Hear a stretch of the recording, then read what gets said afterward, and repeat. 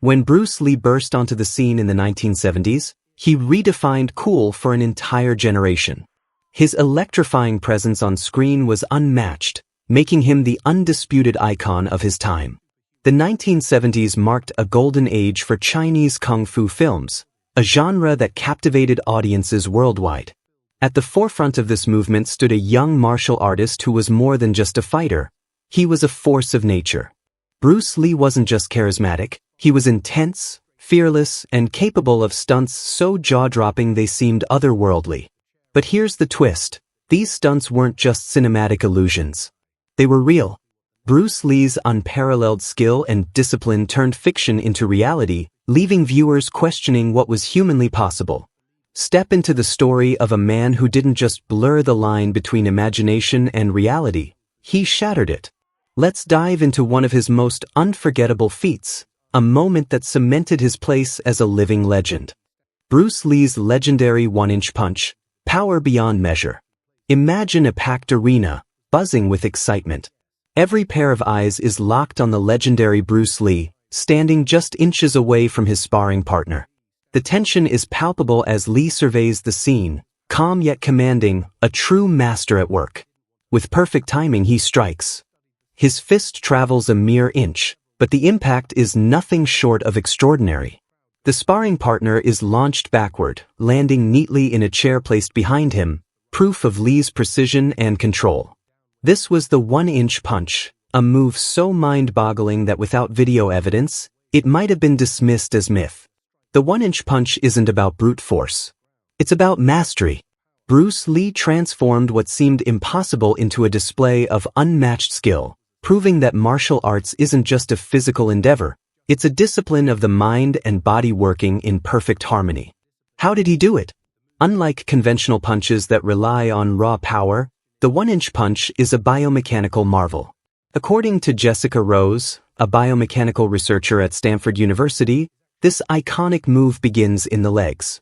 With a lightning-fast extension of his knees, Lee generates explosive momentum. That energy travels through his hips, into his shoulders, and finally, through his arm, delivering a punch that defies physics. What makes this move truly extraordinary is how efficiently Lee harnessed his body's power. By focusing energy from his largest muscles into a tiny point of impact, he created a strike that seemed almost superhuman. It wasn't about overwhelming force. It was about precision, timing, and mastery of technique. A skill few can replicate. The one-inch punch is deceptively simple to watch but nearly impossible to replicate. Its magic lies in its ability to compress immense power into a small, focused area. This wasn't just a punch, it was a lesson in the art of martial discipline, the result of years of relentless training and an unwavering commitment to perfection. And if the one-inch punch leaves you in awe, wait until you witness Bruce Lee's legendary two-finger push-ups. It's another jaw-dropping display of strength and control that cemented his status as a martial arts icon. Bruce Lee didn't just change the way we think about martial arts, he changed the way we think about human potential. Bruce Lee's two-finger push-ups, a feat of unmatched strength. Imagine doing 1,500 push-ups in one go without breaking a sweat. That alone would be a jaw-dropping achievement. But Bruce Lee took it a step further, placing his entire body weight on just 2 fingers and performing 200 push-ups consecutively. Yes, you read that right. While most people struggle to get through even a few standard push-ups, Bruce Lee's extraordinary feat left an indelible mark on the world of fitness and martial arts. His two-finger push-ups weren't just an incredible display of strength, they became a certified Guinness World Record, a title that remains unbroken to this day. Many have tried to match Lee's prowess, but none have succeeded. Iranian martial artist Ali Valizadeh Khajashahi set the record for the most two-finger push-ups in a minute, completing 74. Impressive, but still a far cry from Lee's 200 consecutive push-ups. Similarly, Paul Lynch from the UK managed 124 one-finger push-ups in 1995, but even that record pales in comparison to Bruce Lee's legendary strength. What made Bruce Lee's abilities so remarkable wasn't just his physical strength, it was his discipline and the precision with which he trained his body. His routine wasn't about showing off, it was about pushing the limits of human potential. Bruce Lee's two-finger push-ups were a cornerstone of his personal martial arts philosophy, Jeet Kune Do. This philosophy blended elements of various fighting styles, including Tai Chi, Wing Chun, boxing, and even street fighting. For Lee, these push-ups weren't just a feat of strength, they were a way to enhance his fighting capabilities, improving his balance, core strength, and explosive power. The first time he demonstrated this incredible skill was at the Long Beach International Karate Championships in 1964. The crowd was left in awe, and the moment solidified his legacy as a once-in-a-lifetime athlete.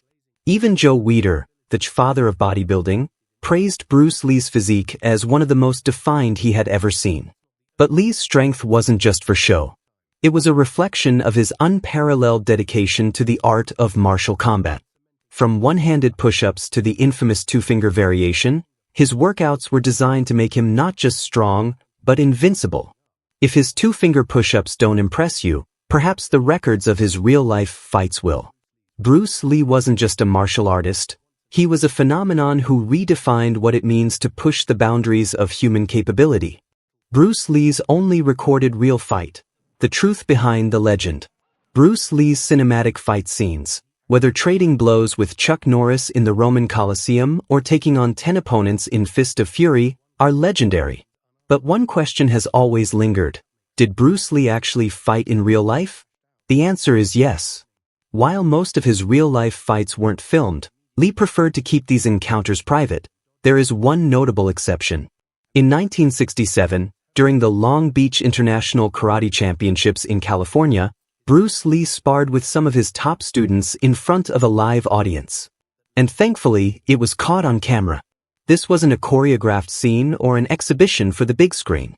It was a genuine sparring session. However, unlike his movies, Lee wasn't trying to incapacitate his opponent. California law required sparring gear, and the rules ensured that neither participant could go all out. If you watch the footage, you'll notice Lee wearing white cords, effortlessly moving across the mat like a predator studying his prey. Even in this controlled setting, his brilliance shines through. Lee's ability to anticipate his opponent's moves was uncanny. Every punch or kick thrown at him was dodged or deflected with calculated precision. His counterattacks were sharp, concise, and impeccably timed, landing cleanly without unnecessary aggression. One of the most fascinating aspects of Bruce Lee's fighting style was its fluidity. Unlike many martial artists of his era, Lee didn't limit himself to a single discipline. Instead, he combined elements of various styles, Wing Chun, boxing, Tai Chi, and street fighting, to create a highly adaptable and lethal system, Jeet Kune Do. This hybrid approach made him unpredictable in combat, as no opponent could prepare for the sheer versatility of his techniques. Even in sparring sessions like this one, his calm demeanor, quick reflexes, and strategic movements set him apart. What makes this fight so captivating isn't just the display of skill but the insight it offers into Bruce Lee's mindset. He wasn't just about brute force or flashy moves. His approach to combat was cerebral, calculated, and deeply rooted in years of discipline. This rare footage confirms what fans have always believed. Bruce Lee wasn't just a martial arts star, he was a real-life warrior. His ability to blend strength, speed, and strategy created a fighting style that has yet to be matched, making him an eternal icon in both martial arts and popular culture. Bruce Lee vs. Wong Jackman, The Secret Showdown. In the realm of martial arts lore, one story stands out as both mysterious and fiercely debated: the legendary fight between Bruce Lee and Wong Jackman. Featured in the July 1980 edition of Official Karate magazine, Wong Jackman's account revealed a real-life duel that, like most of Bruce Lee's battles, was shrouded in secrecy.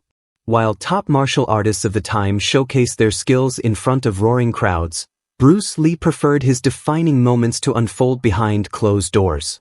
One such moment took place during the winter of 1964, in a modest kung fu school in Oakland, California. At the heart of the room stood a young Bruce Lee, just 24 years old, weighing in at 140 pounds and standing 5 feet 7 inches.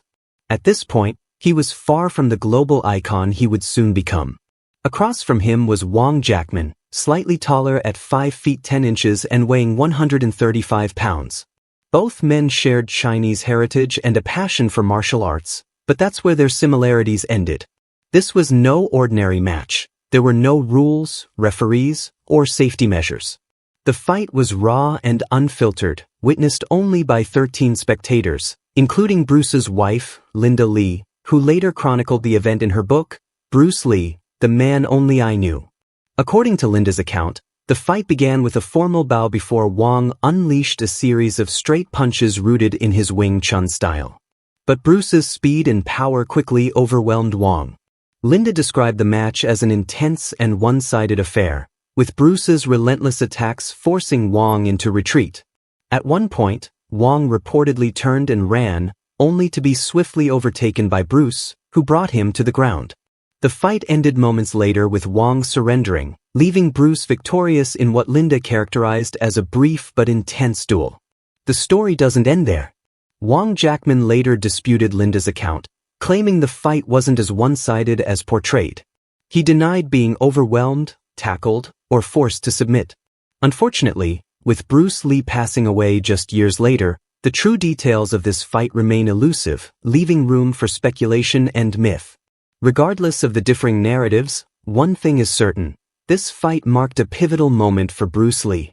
Linda noted that the experience drove him to refine his craft further, pushing the boundaries of martial arts and solidifying his unique approach. This secretive bout encapsulates the mystique of Bruce Lee's career.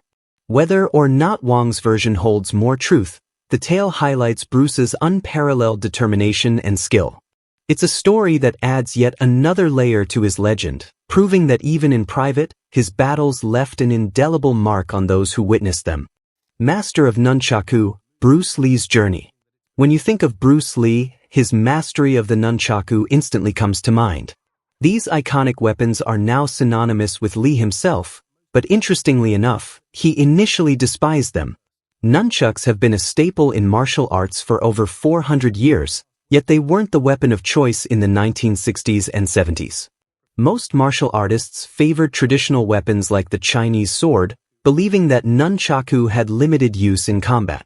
Everything changed in 1971 when Bruce Lee catapulted the nunchaku into the mainstream. This shift can be credited to Dan Inosanto, a prominent martial artist and one of Bruce's close training partners. During one of their sessions, Inosanto suggested incorporating nunchaku into Bruce's films. Initially, Lee dismissed the idea, calling it a worthless piece of junk. However, Inosanto was persistent and finally persuaded him to give it a try. Just 3 months later, Bruce Lee was wielding the nunchaku with such finesse that it looked as if he'd been doing it his entire life. His first cinematic use of nunchaku came in Fist of Fury, where the electrifying action sequences not only showcased his incredible skills but also revived interest in the weapon. In the unfinished film Game of Death, Lee even had a legendary nunchaku duel with Inosanto, highlighting the weapon's versatility and effectiveness. Though the film was never completed before Lee's untimely passing, the released footage still captures the essence of his prowess. But the real magic of Bruce Lee and his nunchaku wasn't just limited to film. In a mind-blowing demonstration of skill, he once faced a professional ping-pong player, using nunchaku instead of a traditional racket. Lee's extraordinary reflexes and superhuman abilities allowed him to counter every shot, ultimately defeating the seasoned player in his own game. While Bruce made wielding nunchaku look effortless, the reality is quite different. Nunchucks are notoriously difficult to master, and many aspiring martial artists have suffered injuries trying to handle this seemingly simple but deadly weapon. Speaking of deadly, there's another jaw-dropping fact about Bruce Lee. He once broke an opponent's skull with his bare hands. This chilling testament to his strength and skill further solidifies Bruce Lee's status as a martial arts legend and a figure who pushed the boundaries of what was possible in combat. Bruce Lee vs. Yoichi Nakachi, the bloodiest duel of his career. In the pages of Bruce Lee's personal diary, there's an entry dated 1960 that recounts one of the most intense real-life fights of his martial arts journey. The story unfolds at the Seattle Edison Technical School, where Bruce, a young martial artist on the rise, found himself in a heated showdown against Japanese black belt Yoichi Nakachi. It all began on November 1, 1960, after Bruce and his students had wrapped up a kung fu and judo demonstration at the school. During his performance, Lee passionately described Chinese kung fu as superior to both Japanese karate and Chinese jiu-jitsu. Among the audience was Nakachi, who didn't take kindly to this statement.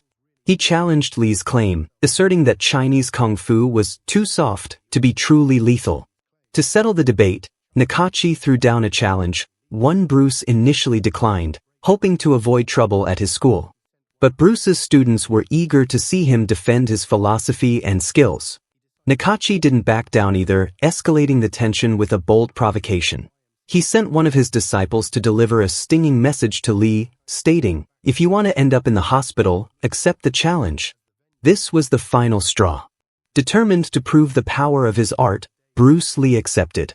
The fight was arranged by Jesse Glover, one of Lee's top students, and the YMCA handball court in downtown Seattle was chosen as the battleground. When the day arrived, only a small group of spectators was allowed to witness what would become one of the bloodiest and most unforgettable fights in martial arts history. The clash began with fierce intensity. Nakachi came in strong, but Bruce's lightning-fast reflexes and precision quickly turned the tide. A well-placed kick to Nakachi's nose sent blood spraying, leaving spectators stunned. Nakachi, struggling to recover, was forced to kneel, overwhelmed by Lee's relentless strikes and superior technique. This fight wasn't just about pride, it was a demonstration of Bruce Lee's ability to back his words with action. It cemented his reputation as a martial artist who not only believed in the effectiveness of his style but could also prove it in combat. Though brutal, this encounter shaped Bruce Lee's legacy, showcasing his unwavering resolve and his unmatched ability to adapt and overcome any opponent. This wasn't just a fight, it was a moment in history that solidified Bruce Lee as a living legend, even at such an early stage in his career. Bruce Lee vs. Yoichi Nakachi, an 11-second fight that shook everyone. The sight was unforgettable. Bruce Lee stood tall, unscathed, while Yoichi Nakachi lay crumpled on the ground, looking lifeless.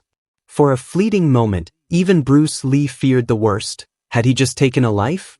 Nakachi's face bore the devastating evidence of Lee's power. His features were shattered as if he'd been struck by a baseball bat, and the swelling on the left side of his head had nearly sealed his eyes shut. But the most astonishing detail wasn't the aftermath, it was the speed. This brutal encounter lasted just 11 seconds. That's all Bruce Lee needed to dismantle Nakachi, a seasoned karate master, leaving spectators in stunned silence. The sheer precision and efficiency of Lee's movements were almost too much to comprehend. Despite his overwhelming dominance, Lee's response to the situation revealed another layer of his character. Instead of basking in his victory, he chose a path of respect and restraint. Bruce Lee wasn't interested in humiliating his opponent. In fact, he warned those present not to speak of the fight publicly, aiming to protect Nakachi's dignity. This act of humility showcased the philosophy Lee lived by. Martial arts wasn't just about defeating opponents. It was about discipline, respect, and self-control. The fight against Nakachi was just one moment in Bruce Lee's incredible journey, but it remains a testament to his unparalleled skill.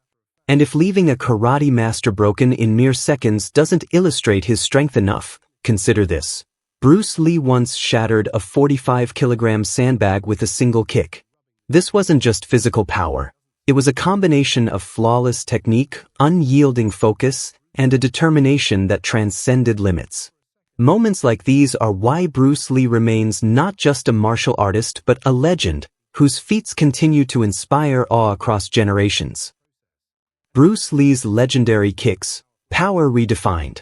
Powerful punches, jaw-dropping nunchaku skills, and reflexes that bordered on superhuman. These are the hallmarks of Bruce Lee's fighting prowess. But did you know his kicks were just as awe-inspiring?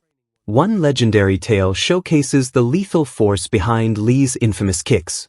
During a training session, Bruce executed his signature super side kick with such explosive power that he shattered a 45-kilogram sandbag. Yes, you read that right. He didn't just damage it, he obliterated it. And if you're doubting the tale, rest assured, it's certified by the Guinness Book of World Records, cementing its place in history. As if that wasn't impressive enough, there's another jaw-dropping feat. Bruce Lee once kicked a massive 135-kilogram sandbag, launching it an incredible 5 meters into the air. Let that sink in for a moment. Imagine the staggering force required to lift something that heavy, let alone send it soaring through the air, using nothing but a single, precise kick. It's the kind of feat that sounds like a myth, until you realize it was performed by Bruce Lee, a man who constantly defied the limits of human capability. And speaking of limits, Lee's movie directors once revealed a fascinating problem they faced during production. His movements were so blindingly fast that standard cameras of the time couldn't keep up. Directors had to slow down his movements during fight scenes just so audiences could follow his choreography.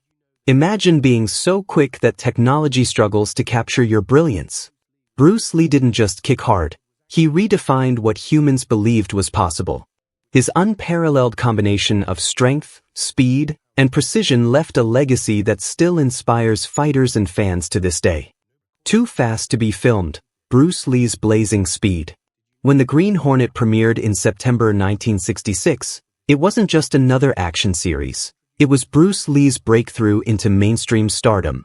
Cast as Kato, the loyal sidekick, Lee's unparalleled martial arts skills quickly stole the spotlight, overshadowing the show's lead character.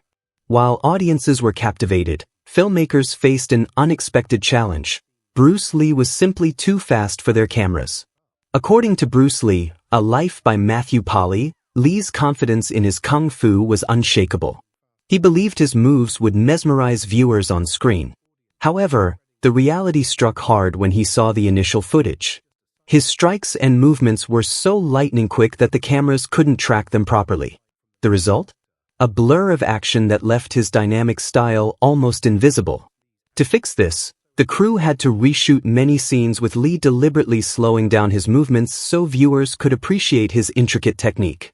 This adjustment was crucial, as Kung Fu was still an unfamiliar martial art in American media. At the time, Western fight choreography relied heavily on slower-paced, punch-heavy action sequences, which cameras could easily capture. But Bruce Lee was a game-changer, pushing the boundaries of what action scenes could deliver. Determined to never compromise his art again, Lee made a revolutionary decision in his later films like The Big Boss and Enter the Dragon. He insisted on shooting fight scenes at a higher frame rate, a technique that allowed his breathtaking speed and precision to be captured without sacrificing clarity. This innovative approach gave audiences a true taste of his electrifying performances, cementing his legacy as the king of martial arts cinema. Bruce Lee didn't just bring Kung Fu to the world, he transformed the way martial arts were filmed and showcased. His relentless pursuit of perfection not only broke barriers but also ensured his name would echo through the halls of cinematic history. Bruce Lee's superhuman exercise routine, the secret behind the legend. Bruce Lee's incredible abilities weren't a result of magic, they were forged through an unrelenting and meticulously crafted exercise regimen.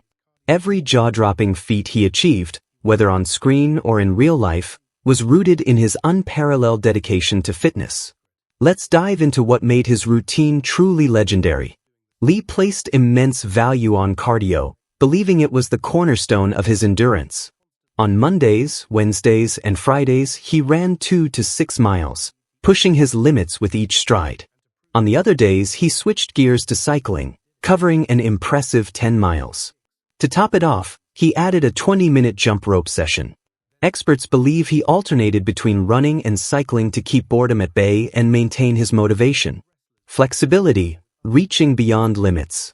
Lee's flexibility was nothing short of superhuman. Imagine a man of his stature kicking someone as tall as Kareem Abdul-Jabbar, 7 feet 2 inches, squarely in the head. How did he achieve this? Through rigorous stretching exercises which included forward bends, side bends, waist twists, alternate splits on chairs, and wrestlers bridging. These daily stretches allowed Lee to defy physical limitations, delivering awe-inspiring kicks both in films and in real-life combat. More than anything else, Bruce Lee devoted himself to mastering martial arts. His intense focus on technique over aesthetics was what set him apart.